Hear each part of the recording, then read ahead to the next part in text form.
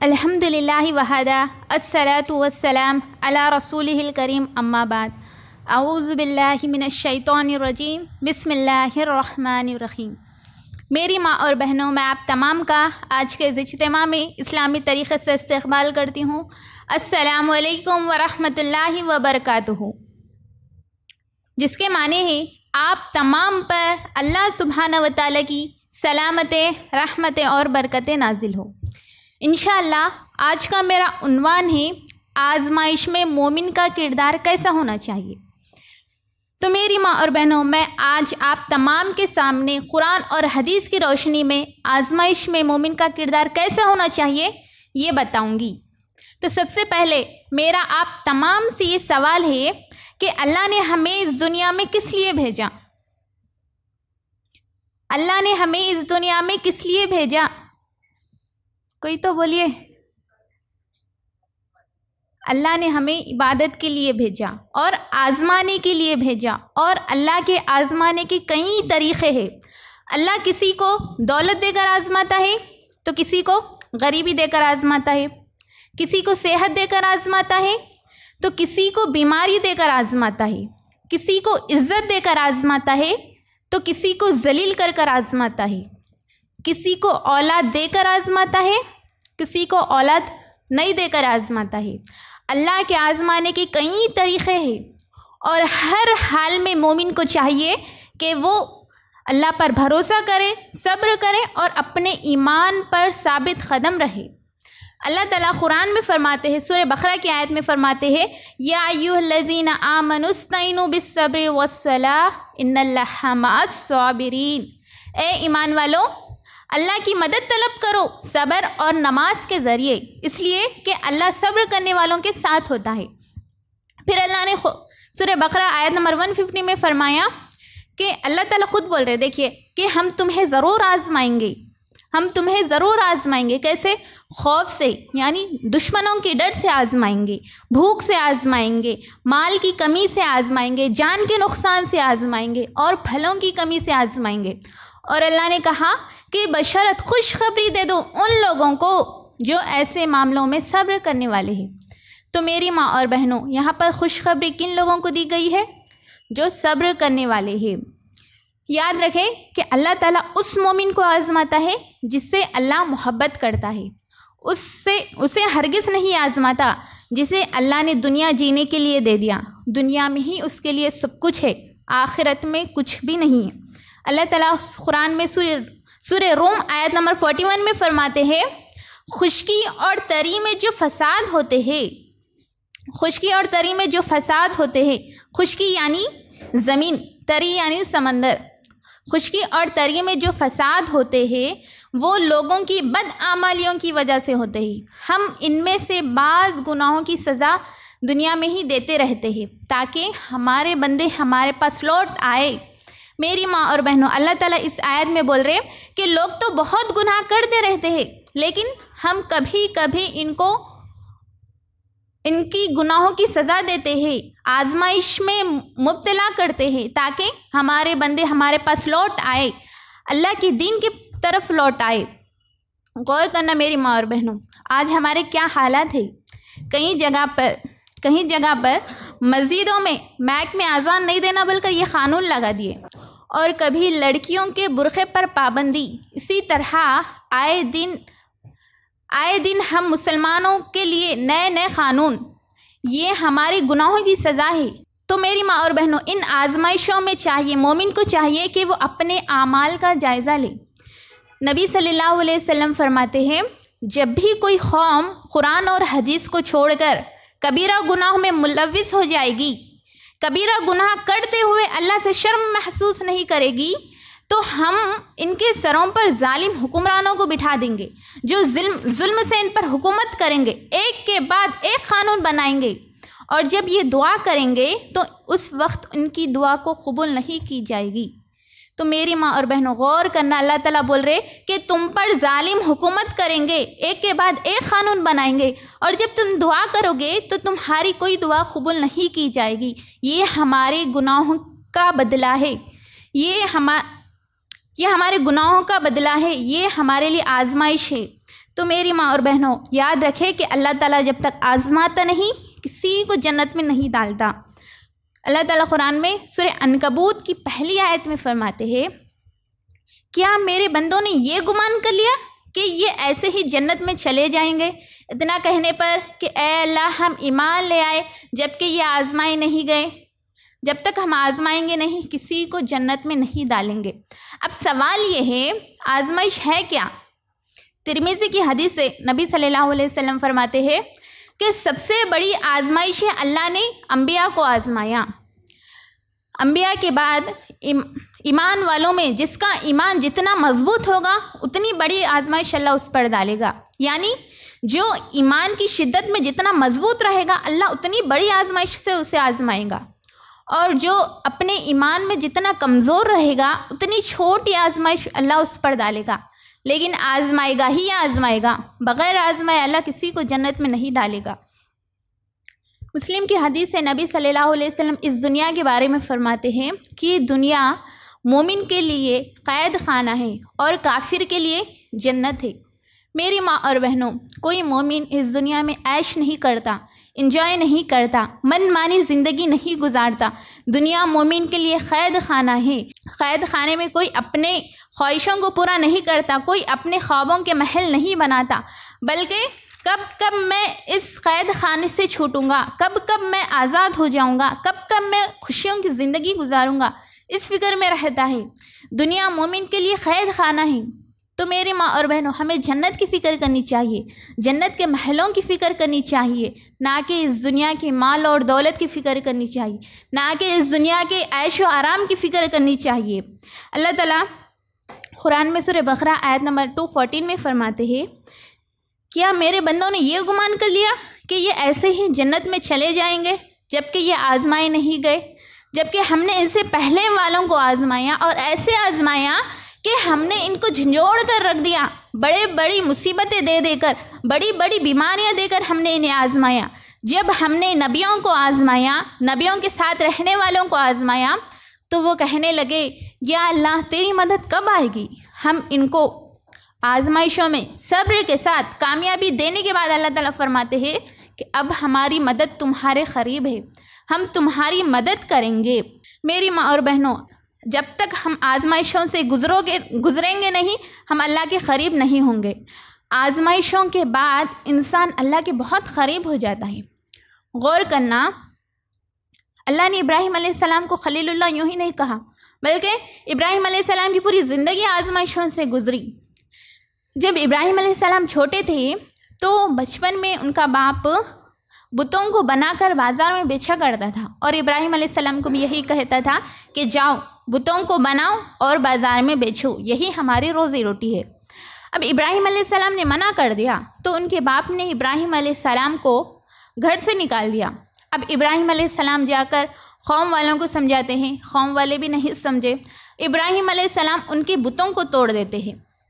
अब कौम के लोग इब्राहीम अलैहिस्सलाम को बादशाह के पास ले जाते हैं, और बादशाह इब्राहीम अलैहिस्सलाम को आग में डालने का हुक्म देता है। बहुत बड़ी आग जलाई गई और उस आग में इब्राहीम अलैहिस्सलाम को डाल दिया गया। लेकिन इब्राहीम अलैहिस्सलाम ने अल्लाह पर भरोसा किया, अल्लाह पर उम्मीद थी।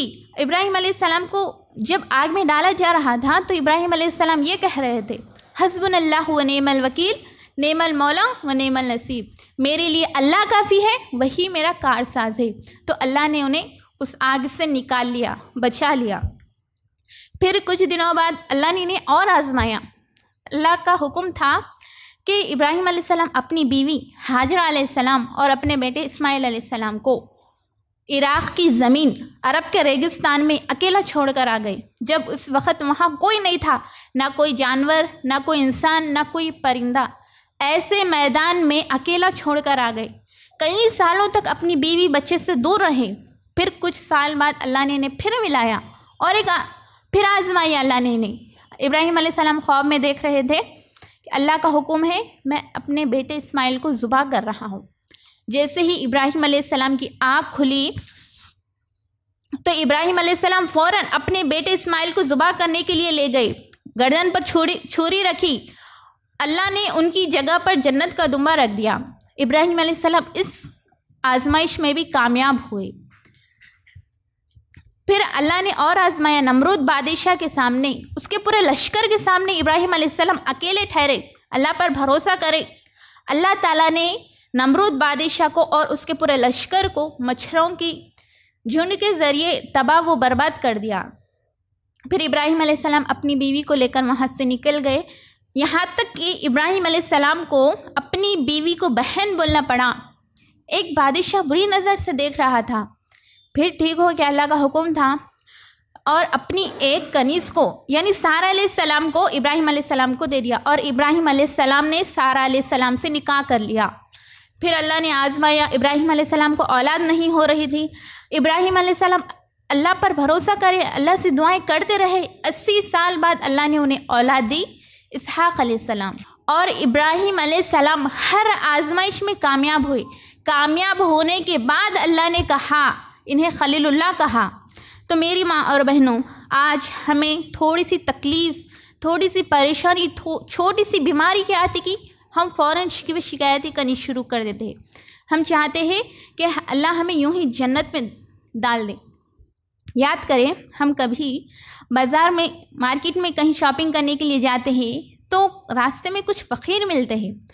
अब उसको पैसे देने के लिए हम अपने बैग में हाथ डालते हैं। हालांकि हमारे बैगों में नोटा रहते, लेकिन हम लोग उन नोटों को छोड़कर चिल्लर ढूंढते, नौज़ुबिल्लाह। अल्लाह की राह में देने के लिए कंजूसी करते, ना जान की कुर्बानी देते, ना माल की कुर्बानी देते, ना वक्त की कुर्बानी देते, फिर भी जन्नत के ख्वाब देखते। मेरी माँ और बहनों, गौर करना, सहाबा कैसे कैसे आजमाइशों से गुजरे, तब जाकर अल्लाह ने कहा रदियल्लाहु अन्हु व रदुअन, अल्लाह इनसे राज़ी हुए और ये अल्लाह से राज़ी हुए। गौर करना, जब नबी सल्लल्लाहु अलैहि वसल्लम इस्लाम का ऐलान कर रहे थे, कलमा पढ़ने वाले कलमा पढ़कर इस्लाम में दाखिल हो रहे थे, तो कितनी बड़ी बड़ी आजमाइशें उन पर आई, कितनी बड़ी बड़ी परेशानियां उन पर आई। किसी सहाबी को बोरिये में लपेट कर धुआं दिया जाता था, किसी सहाबी को तो खजूर के दरख्त को बांध कर कोड़े मारे जाते थे, पूरी चमड़ी उतार दी जाती थी। कुछ सहाबा को तो तलवार से काट दिया गया, कुछ सहाबा के पैरों को रस्सी बांध कर रेगिस्तान में घसीटा जाता था। एक सहाबी को गरम रेत पर लेटाकर उनके सीने पर पत्थर रख दिया जाता था। सुमैया रज़ी अल्लाह अन्हा को नेज़े से शहीद कर दिया गया। अम्मार और यासिर की पीठ को छन्नी कर दी गई मार मार कर। खब्बाब बिन अर्ज़ के पीठ को जला दिया गया। अल्लाहु अकबर। मेरी बहनों, कितनी बड़ी बड़ी आजमाइशों से गुजरना पड़ा सहाबा को। इसी तरह नबी सल्लल्लाहु अलैहि वसल्लम जब तौहीद का ऐलान कर रहे थे तो लोग उन्हें गालियां दे रहे थे, पत्थरों से मार रहे थे, यहाँ तक कि हमारे नबी सल्लल्लाहु अलैहि वसल्लम का पूरा जिस्म खून से बहने लगा। नबी सल्लल्लाहु अलैहि वसल्लम जिस गली से गुजरते लोग उन्हें पत्थरों से मारते थे, गालियां दे रहे थे, पागल, मजनू, शायर, दीवाना ऐसे नाम रख रहे थे। और नबी सल्लल्लाहु अलैहि वसल्लम जब नमाज पढ़ते तो मुशरिकीन मक्का उनकी गर्दन में चादर डालकर उन्हें खींचते थे। अल्लाहु अकबर। मेरी माँ और बहनों, सहाबा कितनी बड़ी बड़ी आजमाइशों से गुजरे, तब कभी उन लोगों ने एक कदम पीछे नहीं हटा। सहाबा दीन पर डटे रहे, जमे रहे। नबी सल्लल्लाहु अलैहि वसल्लम हमेशा ये दुआ करते थे, ए दिलों को फेरने वाले, मेरे दिल को तेरे दीन पर साबित कदम रख। तो मेरी माँ और बहनों, एक बात याद रखें, कितनी भी मुश्किलें, कितनी भी आजमाइशें क्यों ना आए, हमारा ईमान दीन से नहीं हटना चाहिए। हमें अपने दीन पर साबित कदम रहना चाहिए। ऐसे इस्लाम पर साबित कदम रहने वाले नबी सल्लल्लाहु अलैहि वसल्लम थे, सहाबा थे। आजमाइशों में सब्र करे तो इस्लाम यहाँ तक आया। मेरी माँ और बहनों, इस्लाम यहाँ तक आने में हज़ारों लाखों सहाबा की कुर्बानियाँ हैं। इमाम बुखारी, इमाम मुस्लिम, इमाम शाफी, इमाम अहमद, इमाम अबू दाऊद, इमाम तिरमिज़ी, इमाम इब्ने माजा, ये हदीसों को जमा करने में, दीन का काम करने में, उम्मत को हदीसें पहुँचाने में हज़ारों मील दूर सफ़र किया करते थे। गाड़ियों में, ट्रेन में बैठकर नहीं, बल्कि पैदल सफ़र किया करते थे। धूप की गर्मी में, सर्दी बारिश के मौसम में लोगों के ताने टॉर्चर्स बर्दाश्त करते हुए एक एक हदीस जमा करते थे, तो इस्लाम यहाँ तक आया। मेरी माँ और बहनों, आज हमें आज हमें थोड़ी सी गर्मी बर्दाश्त नहीं होती। गौर करना, नबी सल्लल्लाहु अलैहि वसल्लम जब मक्का छोड़कर मदीने हिजरत कर गए तो सहाबा भी हिजरत करना चाहते थे, तो मुशरिकीन मक्का वाले सहाबा का पूरा माल छीन लिए। सहाबा अपने दीन को बचाने की खातिर अपनी पूरी दौलत दे दिए मुशरिकीन मक्का को। अल्लाह ताला कहते हैं, जो लोग जन्नत का सौदा दुनिया के माल के बदले करते हैं, बशरत सुना दीजिए उन लोगों को जन्नत की। नबी सल्लल्लाहु अलैहि वसल्लम ये ऐलान करते थे, वो शख्स नेकी को नहीं पहुंच सकता जिसने अपनी पसंदीदा चीज़ अल्लाह की राह में ना दे दी, अल्लाह उसे जन्नत नहीं देगा। मेरी माँ और बहनों, काब बिन मालिक ये एक सहाबी है, ये ग़ज़वा तबुक से पीछे रह गए थे, और 2 सहाबी हिलाल बिन उमैया और एक मुरारा बिन रबिया, ये 3 सहाबी है। इन तीनों को अल्लाह ने आजमाया। सब लोग उनका बाइकॉट कर रहे थे, 50 दिन तक लोगों ने उनका बाइकॉट किया, लेकिन अल्लाह ने जब वही उतारी, अल्लाह ने जब इन्हें माफ़ कर दिया, तो काब बिन मालिक इतने खुश हो गए कि उन्होंने अपना बहुत बड़ा खजूर का बाग अल्लाह की राह में दे दिया, अल्लाह के दीन के लिए दे दिया। अल्लाहु अकबर। मेरी माँ और बहनों, आज हम लोग 100 रुपये अल्लाह की राह में देने के लिए 100 मरतबा सोचते। नऊज़ बिल्लाह।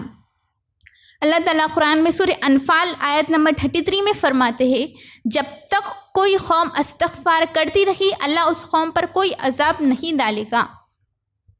मेरी माँ और बहनों, अगर ऐसा आपको कभी ऐसा लगा कि हम पर कोई तकलीफ़, परेशानी, कोई बीमारी आने वाली है या ज़िंदगियों में है भी, तो कसरत से ज़्यादा इस्तिग़फ़ार किया करें, क्योंकि अल्लाह ताला कुरान में सूरह बकरा की आखिरी आयत में फरमाते हैं कि अल्लाह किसी इंसान पर उतनी बड़ी आजमाइश, उतनी बड़ी मुसीबत नहीं डाल सकता।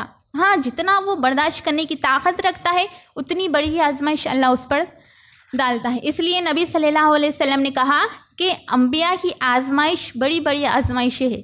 अंबिया जैसी आजमाइश अल्लाह आम मोमिनों पर नहीं डालता। गौर करना, अय्यूब अलैहिस्सलाम कई साल तक बीमार रहे, अल्लाह से उम्मीद लगाए, अल्लाह से दुआएं करते रहे। किसने शिफा दी? सिर्फ़ और सिर्फ अल्लाह ने।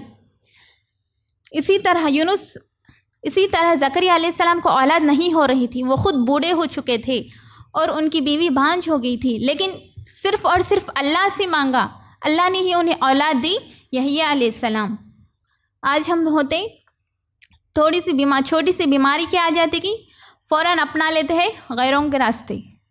गौर करना, यूनुस अलैहिस्सलाम मछली के पेट में गए, अल्लाह से दुआएं करते रहे, अल्लाह ने उन्हें बाहर निकाला।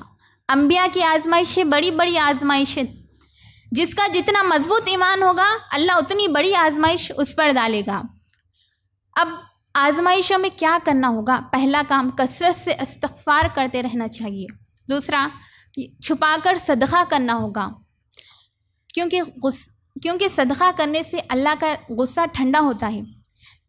सही बुखारी की हदीस से नबी सल्लल्लाहु अलैहि वसल्लम फरमाते हैं,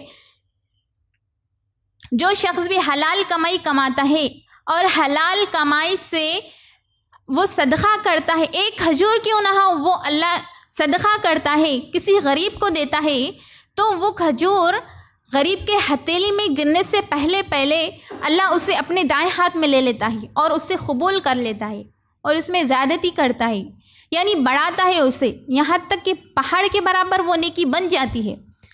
क़यामत के मैदान में जब बंदा नेकियों के लिए तरसेगा, एक नेकी के लिए तरसेगा, तो वो कहेगा कि काश मेरे पास एक नेकी ज़्यादा होती तो आज मैं कामयाब होता। उस वक्त अल्लाह कहेगा, ए मेरे फरिश्तों, मेरे बंदे के वो नेकी लेके आओ, पहाड़ जैसी नेकी ले आओ। तो बंदा कहेगा, ए अल्लाह, तू तो इतना बड़ा शहंशाह है, मेरे साथ ये मजाक मत कर, मैंने अपनी ज़िंदगी में कभी इतनी बड़ी नेकी की ही नहीं। अल्लाह कहेगा, ए मेरे बंदे, ये तेरी ही नेकी है, ये तेरी हलाल कमाई का वो सदक़ा है जब तूने एक गरीब को दिया था, उस गरीब के हथेली में गिरने से पहले मैंने उसे अपने हाथ में ले लिया और उसे कबूल कर लिया और उसमें ज़्यादती अता की, आज वो पहाड़ जैसी नेकी है। ये कहकर अल्लाह उसे जन्नत में डाल देगा। अल्लाह अकबर। मेरी माँ और बहनों, नबी सल्लल्लाहु अलैहि वसल्लम फरमाते हैं, हलाल कमाई का एक खजूर क्यों ना हो, सदक़ा करो, इस बहाने से अल्लाह जहन्नुम से बचाकर जन्नत में डाल देगा। तीसरा काम, हर मामले में हमें सब्र करना होगा, अल्लाह पर भरोसा करना चाहिए। इसी तरह मैं अपनी बात को ख़त्म करती हूँ। आखिर में अल्लाह से दुआ है, अल्लाह हम सबको कहने सुनने से ज़्यादा अमल करने की तौफ़ीक़ अता फ़रमाए। अल्लाह हमें हर आज़माइश में सब्र करने वाला बनाए। व आखिर दावाना अनिल हम्दुलिल्लाहि रब्बिल आलमीन।